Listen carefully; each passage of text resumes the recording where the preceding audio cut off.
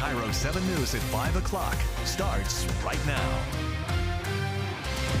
Tonight, words from the cockpit of a stolen airplane. For long, I feel like one of my engines is going out or something.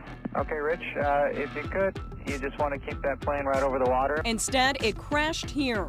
Daylight reveals the wreckage still smoldering. We believe he was in uniform. His job is to be around airplanes. After a dangerous joyride scrambled fighter jets. It was flying really low and banking really sharp. And shut down SeaTac Airport. Now KIRO 7 uncovers who was at the controls and investigates the security lapse that led to this scare in the sky. He was in the air for 1 hour and 5 minutes, and KIRO 7 was first to break into programming and get you up-to-the-minute details last night. Good evening. I'm Lindsay Sheldon. And I'm David Solano. A lot of new developments today to tell you about. We now know the plane took off from SeaTac Airport at 7:32 last night. It made several circles around the SeaTac airspace and then crashed on Ketron Island near Joint Base Lewis McChord. We have a team of reporters covering every angle of the story, from the crash site to the employee's final words. And the big question, how this could have happened. We begin with KIRO 7's Graham Johnson live for us tonight at SeaTac Airport. Graham. Well, officials here today held a news conference and told us that the ground service agent passed all the background checks. He was fully credentialed to work over there in the secure part of the airport. They say last night he went to a cargo facility at the north end of SeaTac where that Horizon airplane was parked, and single-handedly he got it ready for flight. Today, Chopper 7 flew over the north part of SeaTac Airport, where the Horizon Air Q400 was parked facing east. A ground worker who was certified to run the pushback tractor used it to turn the plane 180 degrees, then jumped in the cockpit. Airport officials say he took off using the center runway rather than the one close by. Were there any other employees around when he was pushing back the plane and then jumping in? Did anyone see this? Did anyone report anything? We're gathering information. I think for now, the right thing for us to do is to let the investigation proceed. There's no key to open the doors or start the engines, but the worker knew what levers and switches to use. We don't know how he was able to do that. We don't know how he learned to do that. More puzzling for Horizon Air President Gary Beck is how the ground agent knew how to pull off airborne stunts like this barrel roll. There were some maneuvers that were done that were incredible maneuvers with the aircraft. To our knowledge, he didn't have a pilot's license. So to be honest with you, I mean, commercial aircraft are complex machines. They're not as easy to fly as, say, a Cessna 150. So I don't know how he achieved the experience that he did. Throughout the unauthorized flight, the man at the controls kept talking with air traffic controllers on the frequency normally used for ground communication.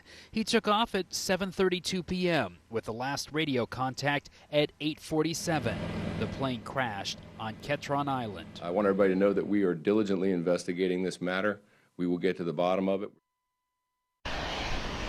And the FBI special agent in charge said today that he had 30 or 40 people out overnight working this case, interviewing coworkers and family members. Now, during this incident, planes did not take off from SeaTac, but they did continue to land in order to clear the airspace around here. And we're told there were no close calls with other planes. Live for now at SeaTac, Graham Johnson, KIRO 7 News. Airline officials say the suspect, Richard Russell, had worked as a ground service agent for Horizon since February of 2015. He grew up in Alaska, but his wife grew up in Graham. KIRO 7's Deborah Horn is live in Graham with that part of our team coverage tonight. And Deborah, you spoke off camera to a family friend. David, he greeted us at the door. He was very somber, and he said, as you might guess, this is a very difficult time for the family. But, he says, they believe they should make a statement because they believe the public deserves one. Of course, they are trying to do that as well as weigh their own need for privacy. As it is, Richard Russell seemed to live a lot of his life online. Hi, I'm Bieber Russell, and I'm a ground service agent.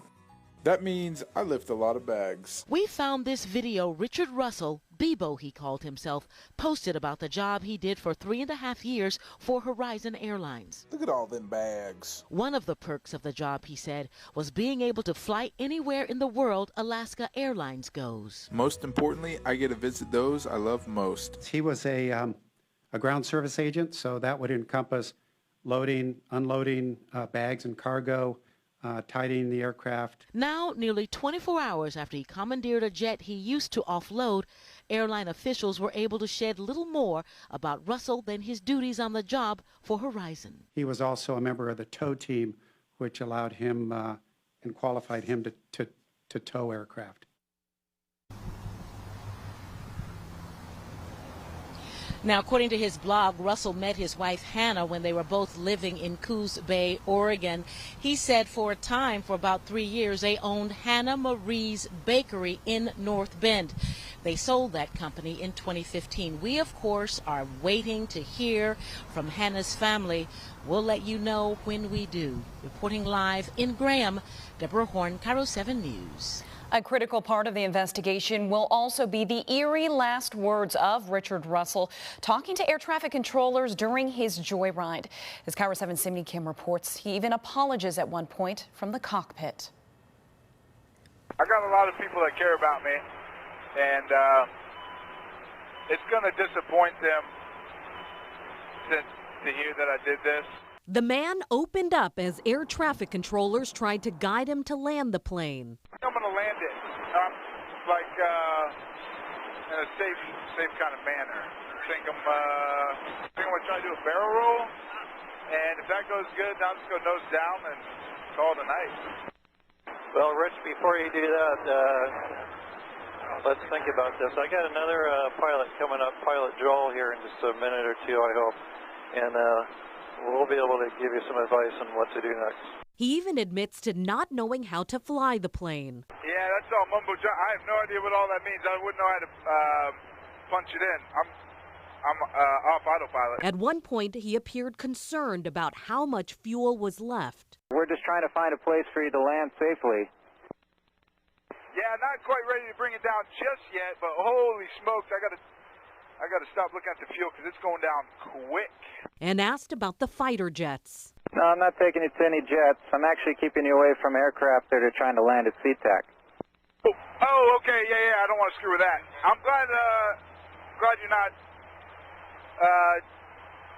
screwing up everyone else's day on account of me. He also had this message for his family and friends. I would like to apologize to each and every one of them. Just a broken guy. Got a few screws loose, I guess. Never really knew it until now. Cindy Kim, KIRO 7 News. The crash on Ketchikan Island resulted in a wildfire, and tonight Washington Department of Natural Resource crews are still on scene working to get it under control.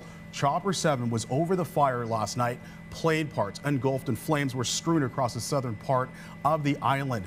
This map gives you a better idea of how close the plane came to several homes on the island as crews scrambled to get firefighting equipment on board the island's ferry. KIRO 7 team coverage continues live now from the Stillicum dock just across the water from that crash site. Our Joanna Small is live there with investigators. Joanna.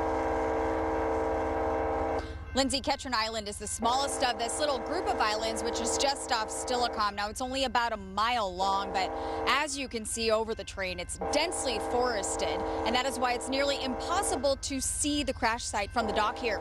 It's on the other side of the island, the southwest side, and that is where NTSB officials are right now. Are you sure he's not going to hit us? People across Pierce County all told the same story. We saw a strange sight, a passenger plane and two military planes following it. And the passenger plane was doing maneuvering.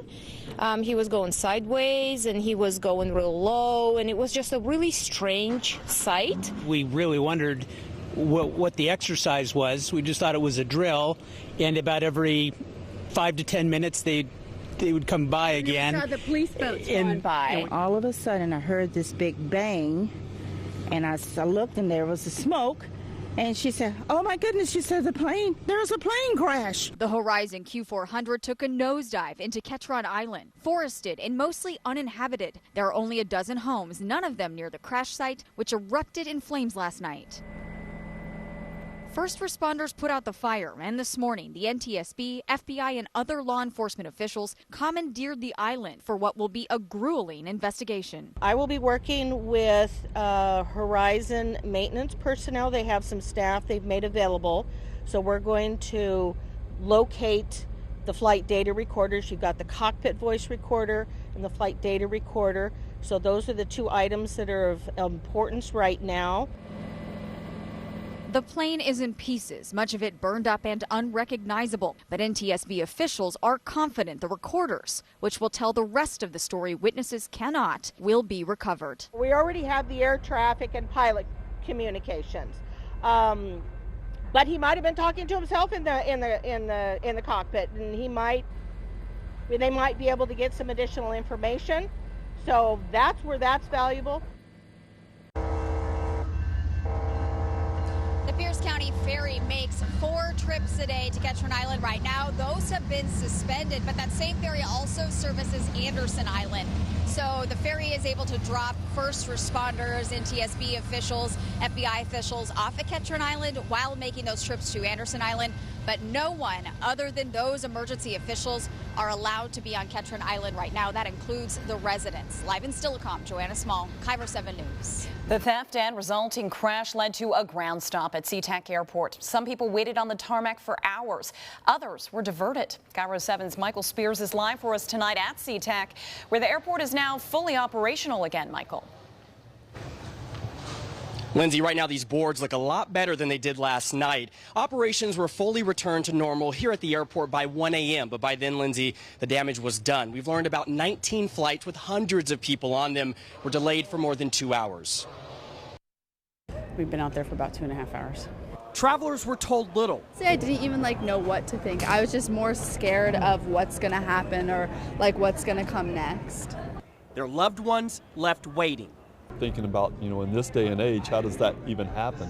About 19 flights delayed for more than 2 hours, according to SeaTac Airport. And I was like, oh my gosh. Tristan and Kaya flew in from New York City. Stuck on the tarmac, they feared the worst. Coming from New York, hearing that it was a hijacked plane, it got kind of scary considering we just visited a lot of the memorials and stuff. Not a hijacking, according to law enforcement officers, but SeaTac Operations Director Mike Eels said a ground stop was quickly put in place for departing flights, while incoming flights were allowed in to help clear the airspace. The sudden wrench in operations rippled, causing about 75 delayed flights, 9 diverted flights, and 5 cancellations. It's kind of scary, actually. Jared's son was also on that flight from New York. The 2-hour-plus wait on the plane, he said, was rough. He's getting pretty beat down. He's ready to get off. Frustration, but in the end, understanding and a sense of relief for some passengers. I hope that he would crash in the water rather than residential area, just making sure nothing like 9/11 happens again. So. SeaTac did apologize for the delays, but tells KIRO 7 that none of the delayed flights were on this tarmac for more than 3 hours. That could have resulted in federal fines. For now, we're live at SeaTac Airport. I'm Michael Spears, KIRO 7 News. KIRO 7 was the first to bring you this story as breaking news last night, and we will stay on top of it every step of the way. Much more on the stolen plane crash ahead in this newscast and always on KIRO7.com. Scary moment for hundreds of firefighters as their path to safety was suddenly blocked at the Cougar Creek fire. Next, how they managed to get through the night. Plus, Pearl Jam's second and final home show raised millions of dollars to battle homelessness in Seattle. But where is that money actually going? What event planners told KIRO 7.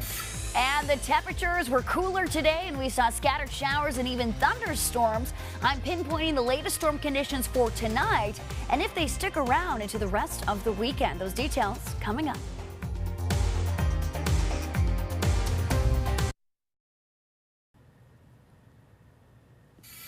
Pictures just into KIRO 7 tonight show two fighter jets taking off in Portland minutes before they reached a stolen Horizon airplane over western Washington. They flew alongside the plane and guided it away from populated areas until it crashed on a small island in Puget Sound. This morning, KIRO 7 spoke with aviation expert John Nance, a lieutenant colonel in the Air Force Reserve. He's based out of Joint Base Lewis McChord, and he told KIRO 7 morning anchor John Nicely his two big takeaways from this theft and crash.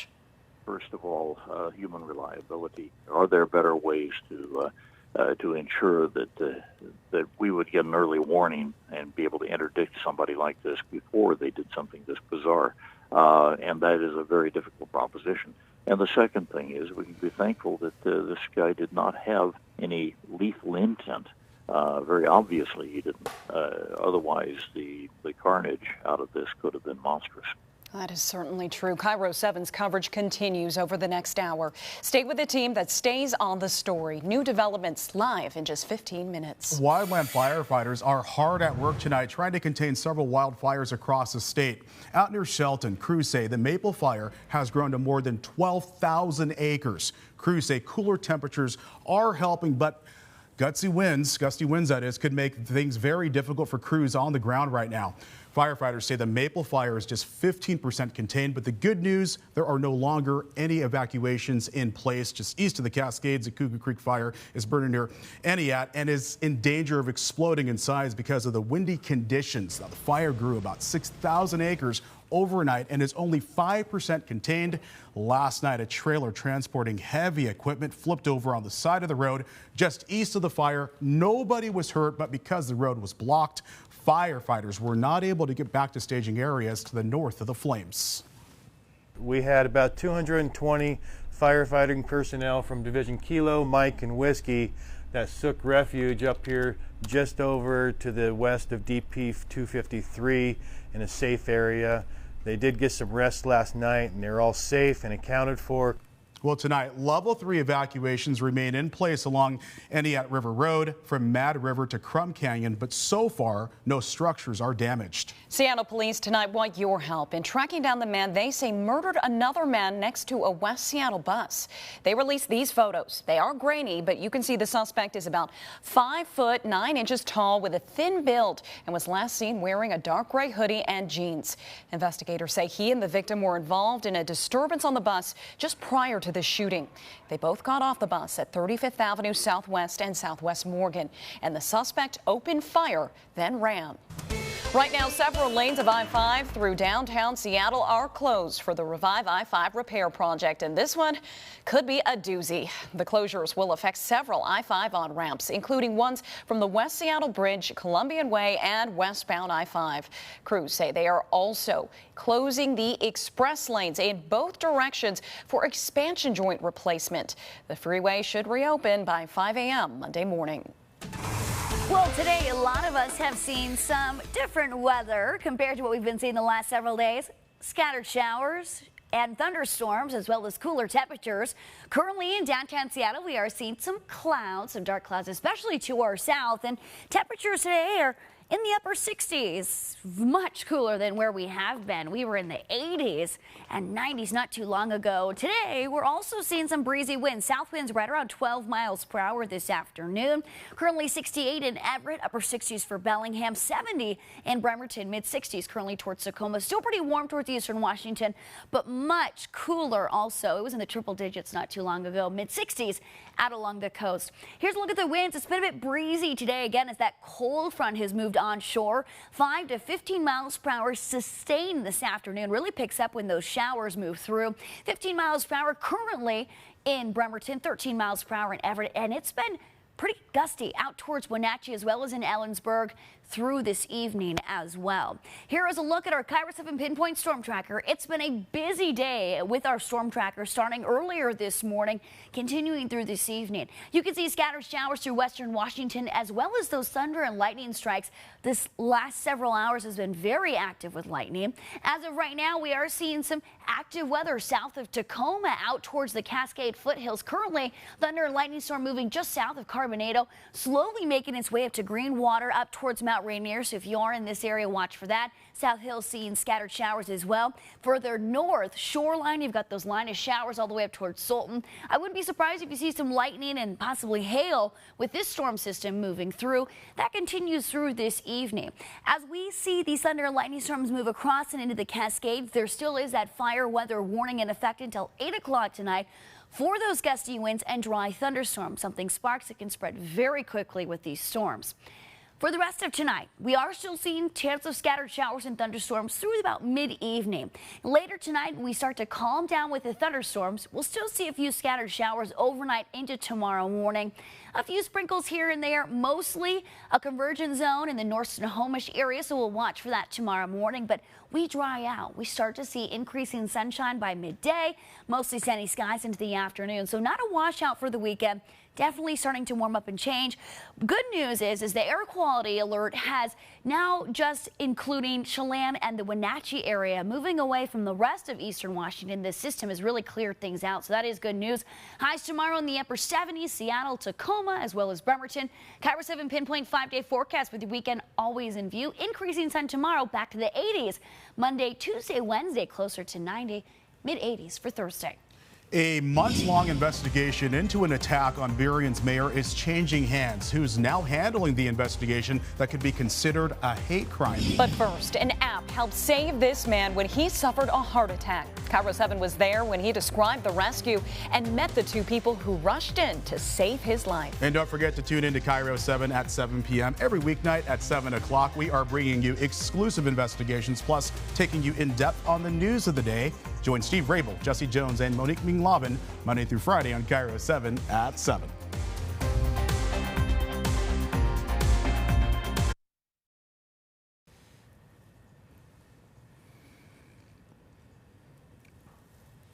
A pair of fast-acting medics jumped into action to save a man's life while working out at a downtown Seattle gym. The man went into cardiac arrest in an elevator.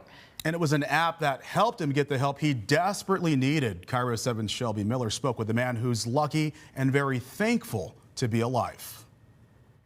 Miracles like this happen when people know it. Standing arm in arm today for the first time, Fawase Chow met the men who saved his life. He realized that they saved him. He was dead, but they brought him to life. The 68-year-old had a heart attack at 24 Hour Fitness July 31st. He remembers working out, walking to the elevator. Then, after that, everything went black. We found the gentleman in the elevator without a pulse and turning purple, and so we started CPR and called 911. Richard Babb is a nurse anesthetist at the University of Washington Medical Center. He happened to be working out too. In the middle of that, my Pulse Point app did go off, which I would love to tell you that everybody in Seattle should have that app. The Pulse Point app is free to download and it saves lives. So here's how it works. When a 911 call comes in, it'll show up here on your feed. And when it's a CPR call, your phone gets an alert. Simply click on it, a map comes up, and it'll show you exactly where the person is who needs CPR. Say Chow wasn't breathing and didn't have a pulse, so Babb started CPR. That's when Dr. Seamus Moran also stepped in. They got the gym's AED. Before paramedics got there, they brought Say Chow back to life. It's quite an incredible experience to see a patient go from kind of the edge of death to being completely revived and walking around within a week. Speaking in Mian, Say Chow thanked the men who saved him. I'm very grateful, I'm very thankful, I'm a believer, I'm a Christian, and I know that God has blessed these people with the knowledge, with the skill. They were there, they helped me, save my life. Medics say more miracles like this will happen if more people learn CPR. In Seattle, Shelby Miller, KIRO 7 News. Well, Pearl Jam's second and final home show raised more than $11 million to battle homelessness in Seattle. So KIRO 7 wanted to find out where the millions of dollars raised are going to. Well, at last count, there was nearly $12 million raised, destined for programs run through nonprofits such as the United Way and the Chief Seattle Club. Colleen Echohawk is part of the committee that will vet agencies receiving the funds. I'm looking for agencies that are going to be building housing, because we have to build housing in order to solve this crisis of homelessness. And I'm also looking for people who are doing innovative work. Now, the United Way of King County told KIRO 7 they hope to know where the millions of dollars will go next week. A Seattle-based company looking to make football safer may be broadening its horizons. What VICES is looking into and the major funding push that's helping it get there. But first, urgency in the air and new insight on the man who stole a Horizon plane at SeaTac only to crash just over an hour into his flight. KIRO 7's continuing coverage is next.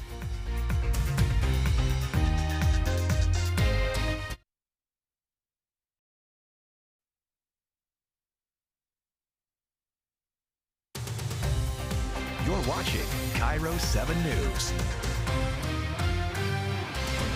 Tonight, the man behind the controls revealed. We're just trying to find a place for you to land safely. Yeah, not quite ready to bring it down just yet. After a Horizon plane was stolen from SeaTac Airport, chased by fighter jets, and then crashed in the South Sound. Last night's event is going to push us to learn what we can from this tragedy so that we can ensure this does not happen again. We are starting to learn more details about the man behind the controls of that Horizon Air Q400 plane.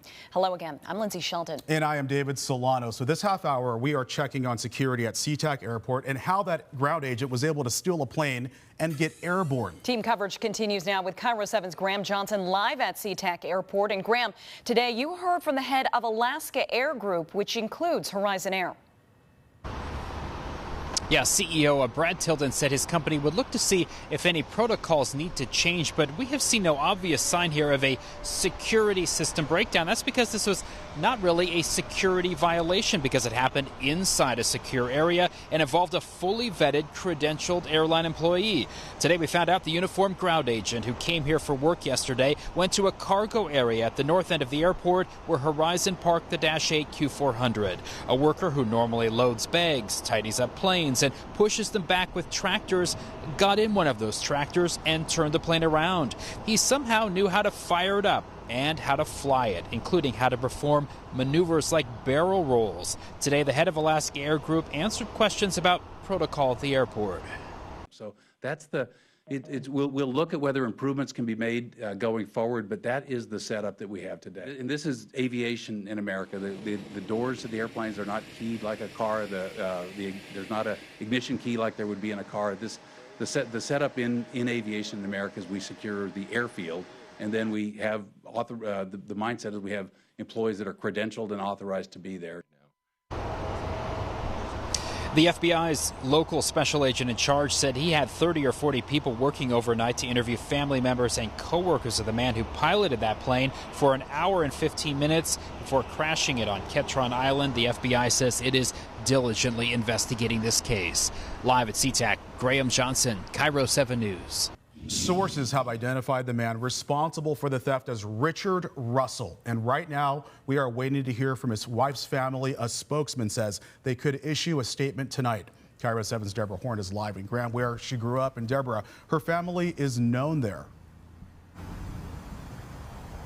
Especially in this tight-knit community, David, where they live. So neighbors, as you might guess, were reluctant to talk to us on this difficult day.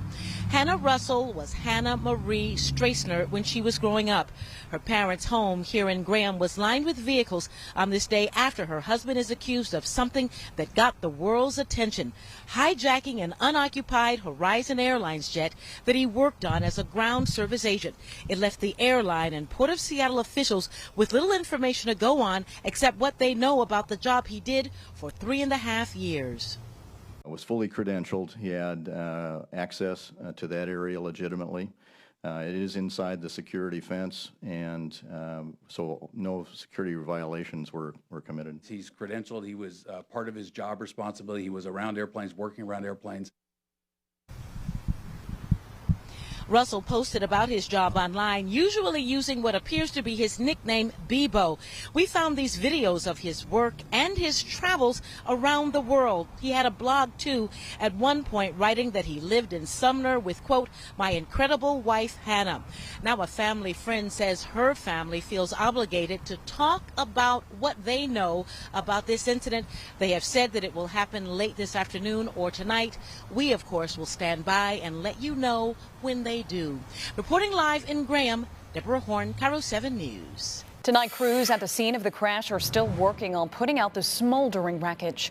Crews from the Department of Natural Resources were called in to put out a small 2-acre brush fire that popped up as a result of the crash. KIRO 7's Joanna Small joins us now live from Steilacoom. And Joanna, you're across the water from that crash site. Lindsay, that's as close as we can get. Ketron Island is very small, 221 acres, and since there are only about a dozen homes there, the ferry, which is run by Pierce County, only makes 4 trips a day there. Now, right now, it's only transporting first responders and investigators. In fact, we just saw some FBI officials get off the most recent ferry to dock here. The island is closed to everyone else. Now, that's because the crash site encompasses the entire southwest side of the island. You're looking at flames captured by Chopper 7 after the Horizon Q400 took a nosedive into the ground, miraculously avoiding any homes and structures. And once the fire was contained, the real investigation could begin. The NTSB, which is supporting the FBI in this, says what is left of the plane is, of course, as you might imagine, in pieces. I will be working with Horizon maintenance personnel. They have some staff they've made available. So we're going to locate the flight data recorders. You've got the cockpit voice recorder and the flight data recorder. So those are the 2 items that are of importance right now. Once both recorders are recovered, the NTSB will send them back to Washington, D.C. for them to be reviewed. And while we've already heard the conversations between the suspect and air traffic control, the NTSB says the pilot could very well have also been talking to himself. So we could potentially learn more about what was going through his head during this flight. Now, the DNR, as Lindsay mentioned, is also at the crash site. Their role in all of this is to manage the fire and continue to monitor those hot spots, make sure nothing else crops up, so that investigators can continue to do what is going to be very grueling and time-consuming work. Live in Steilacoom, Joanna Small, KIRO 7 News. Air traffic controllers were incredibly calm during the entire ordeal. They carried on a conversation with the man flying the plane, and here's a sample of the words from the cockpit. We're just trying to find a place for you to land safely. Yeah, not quite ready to bring it down just yet, but holy smokes, I gotta stop looking at the fuel because it's going down quick. I got a lot of people that care about me, and it's gonna disappoint them to hear that I did this. I would like to apologize to each and every one of them. Just a broken guy. Got a few screws loose, I guess. Never really knew it until now. The flight lasted an hour and 5 minutes before the plane crashed on Ketron Island. Right now, flights are taking off and landing normally at SeaTac Airport, but that certainly was not the case last night, with dozens of planes delayed and others diverted, leaving some passengers stranded. KIRO 7's Michael Spears is live for us tonight at SeaTac, where some folks, Michael, feared the worst. Lindsay, we spoke with one passenger who feared there'd been a hijacking. We now know that's not the case, but as you can imagine, the fear was still very real. We've been keeping an eye on the boards, Lindsay, the outgoing and incoming flights. Some delays, but they look a lot better than last night, and operations here at the airport have fully returned to normal. We do have numbers now to just break down how much damage was done. Today, SeaTac's operations director said the airport worked quickly to put in a ground stop for outgoing flights. They still allowed incoming flights to land and clear the airspace. However, we have confirmed 9 flights had to be diverted to other airports, and 75 flights were delayed because of what happened. Of those 75, about 19 were delayed for more than 2 hours, and some travelers said they weren't told much but left to wait. They just said that there was a stoppage at the airport, so they didn't tell us what exactly was going on. So everybody was on their phones, and within a few minutes, most people knew what was going on. I didn't even know what to think. I was just more scared of what's going to happen or what's going to come next. In all, SeaTac says 5 flights were canceled, and despite those delays, dozens of delays, SeaTac officials tell us that The flights that did have to wait, none of them waited more than 3 hours, which would have violated federal rules and could have resulted in fines. For now, we're live at SeaTac. I'm Michael Spears, KIRO 7 News. KIRO 7 will continue to monitor the latest developments as they come into our newsroom. A complete live update ahead at 6:30. And you can follow up on all of our previous coverage online. Just search KIRO7.com. The investigation into an attack on Burion's Latino mayor is now in the hands of the FBI. The Seattle Times reports that the agency has taken over the investigation after it went from the King County Prosecutor's Office to the State Attorney General's office. KIRO 7 spoke to Mayor Mata last month, who described what happened.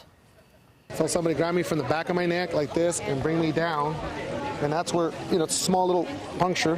He said, "You think you're a celebrity in the stand, you ain't blank." He goes, "You and your illegals," he goes, "Don't mess with me, you and your illegals, because I'll kill you." Mata is Burion's first Latino mayor. He told us he forgives the man, but does want to see him charged. Burien police have recommended the suspect be prosecuted for malicious harassment, which is the state statute for a hate crime. The Seattle-based football helmet company Vices says they are looking to increase production and will start expanding to other sports. The Puget Sound Business Journal is reporting the company just raised $15 million for the expansion. Leading investors in the latest round include former Minnesota Vikings owner Rhett McCombs, former Dallas Cowboys quarterback Roger Staubach, and the minority owner of the Cincinnati Reds. And while the company has not specified which sports they are looking at for expansion, hockey appears to be a front runner right now. Vices just opened up an office in Vancouver, British Columbia. Up next, it is Game 3 of the series between the Mariners and Stros in Houston tonight. Plus, you'll hear what quarterback Russell Wilson is saying about how well Chris Carson is doing in the preseason right now. We'll check in with your Seahawks right after this timeout.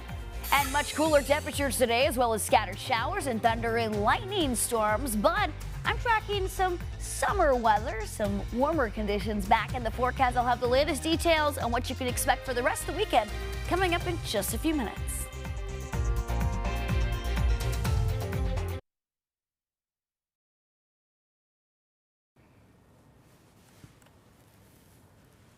Well, after a couple of losses against Texas, some of the Mariner fans were throwing in the towel on the playoff race, but then Mariners won back-to-back games against division-leading Houston, and then after the A's lost to the Angels on Friday, Seattle has closed the gap in the wild card race down to just 1.5 games. Mariners beat Justin Verlander and Garrett Cole in the first 2 games of the series in Houston, but another tall order, Charlie Morton on the mound for those guys. M's trailing 2-zip until the 4th inning. Kyle Seager able to bring home Nelson Cruz thanks to a double to right center field, makes it a 2-1 ball game. So after Chris Herman hits an RBI triple to score Seager, Ryan Healy steps in and sticks a ball inside of the bag at first base, giving Seattle the lead. We'll have an update for you at 6:30, and then, of course, plenty more on KIRO 7 News at 11 o'clock tonight. Well, after we saw the Hawks take on the Colts in that preseason opener on Thursday, Chris Carson showed all of us that he's back and ready to go for 2018. Carson get the start at running back. It was solid on the opening drive. That was Carson's first game back since going down with that season-ending injury against the Colts last year. Carson finishing the game on Thursday with 4 carries for 26 yards. So I asked Russell Wilson how nice it was to see Carson back out there with the guys on game day. I told him, I said, remember all the things you went through this whole past year just to get ready for this moment and be great, and that's what he is. That's who he is. He's been phenomenal all off season. Ended my season last year. It was kind of nerve-wracking, but at the same time, I was ready. I was happy, so it was great, and I was glad to be back out there. All right, so Seahawks continue training camp at the VMAC tomorrow. Seahawks get a few days of work in before their next preseason game against the Chargers in Los Angeles. Well, a week of fall camp now in the books for the Washington Huskies. And then just one more week before the regular practice schedule gets going. Huskies open up the regular season against Auburn in Atlanta. And while the Tigers may not be as good as, say, Georgia or Alabama, hey, being the 3rd best team in the Southeastern Conference means Auburn is pretty good. The Huskies' defense is a strength, but their run game is the engine. Chris Peterson is hoping the defense and offense will be at their best when they go to battle on September 1st. I think we're making some improvements. Sometimes it's 2 steps forward, 2 steps backwards.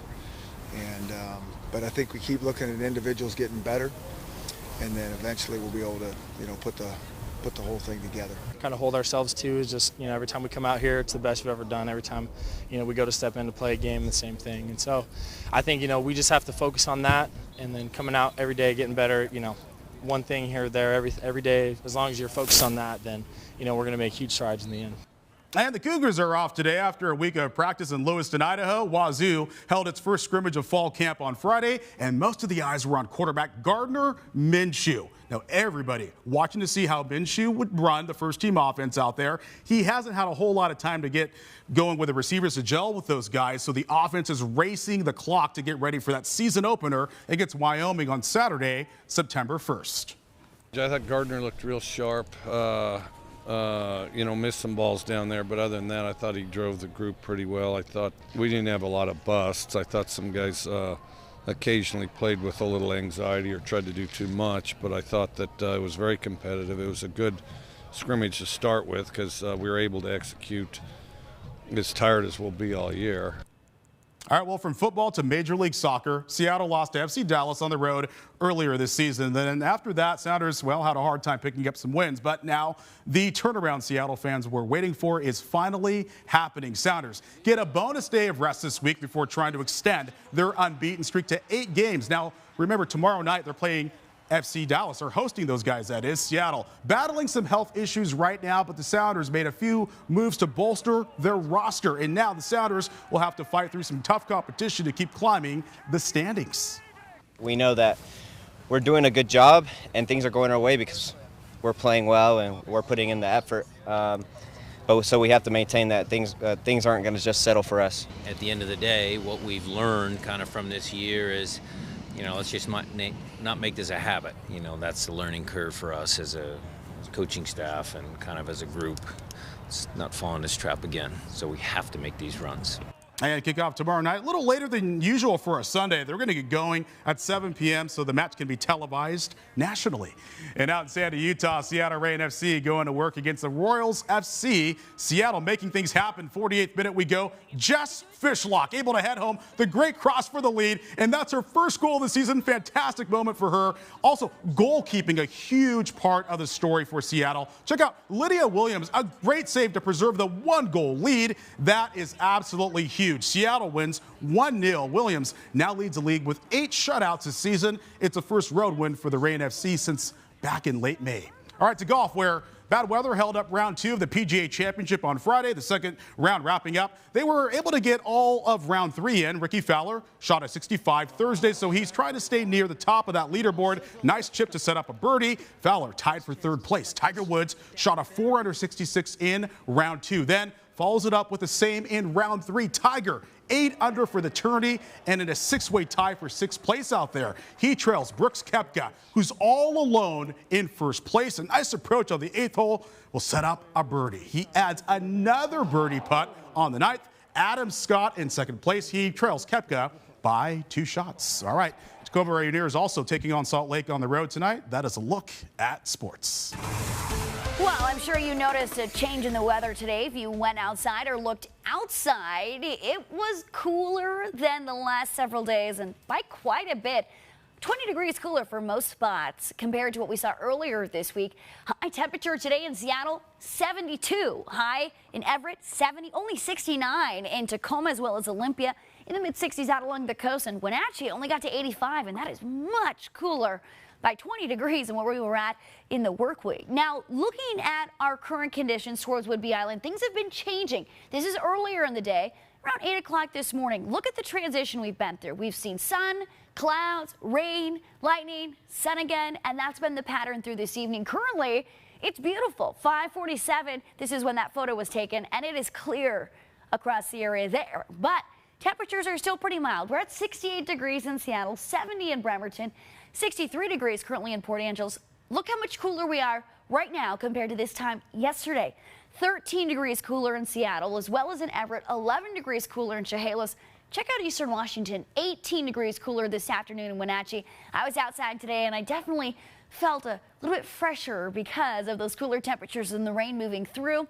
5 to 15 mile per hour winds this afternoon as well. That onshore flow bringing us those cooler conditions. That cold front sweeping through has also picked up the wind. 12 miles per hour sustained in Seattle, 13 miles per hour in Everett, and 15 miles per hour sustained in Bremerton. It's also breezy in Eastern Washington as well, watching those fire concerns. Now here's a look at our KIRO 7 Pinpoint Storm Tracker. It has been a busy afternoon compared to what we've been seeing The last several days have just been clear and sunny, but not today. We've been tracking some thunder and lightning storms. As of right now, we do have some showers up towards Everett. It's been pretty active along the Cascades. Moving into the foothills, we saw some thunder and lightning just south of Enumclaw. Carbonado area had some thunder and lightning storms, so it's very active for the South Sound. North Sound and into Everett, we just saw this showers push through Everett. Now it's moving up into the Cascades towards Sultan. So we're still seeing chance of scattered showers and thunderstorms through this evening as this low pressure system moves to the northeast. Moving out of the area, we are going to be seeing warmer temperatures for tomorrow. Still looking at a few scattered showers through tonight and into tomorrow morning, but we see more sunshine by the middle of the day Sunday. So we're looking at a nice end to the weekend. Here's a look at the temperatures for tomorrow in the upper 70s, increasing sunshine across the area as well as in Tacoma. 77 for Bremerton. KIRO 7 pinpoint 5-day forecast with the weekend always in view. 80s return for Monday, and we're closer to 90 for Tuesday, Wednesday, above average for Thursday with plenty of sunshine. We'll have more coming up after the break.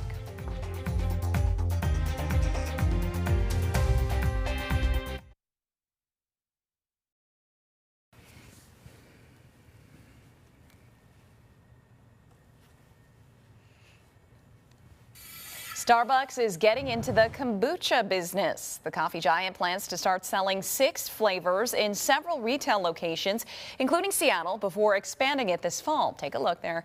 Kombucha is usually low in calories and sugar per serving, which has contributed to its recent popularity. It's also known for containing beneficial probiotics. Well, Sub Pop's 30th birthday bash in full swing right now at Alki Beach. The company is celebrating with a series of free concerts. It started last night at Seattle Center and continues with that festival at Alki. Now, Sub Pop signed some of the most influential names in grunge music back in the day, including Nirvana, Soundgarden, and Mudhoney. And since then, it's been a prominent name in the rock, indie, and hip-hop music scenes. And coming up tonight in prime time on CBS, back-to-back episodes of Pink Collar Crime. That's starting at 8. Then it is 48 Hours at 10 o'clock, and the night wraps up with KIRO 7 at 11. A lot of people enjoying this little bit of a cool down we have. Did you guys get to be out in the rain at all? It started raining. I went outside and I was like, kind of nice, huh? It was really refreshing. Because enjoy it now, because it's going to change here. We're going to warm back up. Starting tomorrow, increasing sunshine. We still have the chance of thunder and lightning storms through this evening, so we're not done just yet. Mainly sunny skies, though, for the afternoon Sunday and to Monday. Summer returns Tuesday, Wednesday. Highs getting closer to 90 degrees. Above average temperatures continue for Thursday. But, you know, this afternoon, hopefully people were able to enjoy some sun breaks like out at Alki. So it's kind of in a mixed bag this afternoon. Yeah, throw on the jeans, throw on a sweater for once. I know, what's a jacket? You get back to the fans and shorts. All right, thank you for trusting KIRO 7 News. We hope you'll join us again at 6:30. KIRO 7 News is here to help you stay informed 24/7. Log on to KIRO7.com and download the KIRO 7 News and weather apps. KIRO 7 is a Cox Media Group station.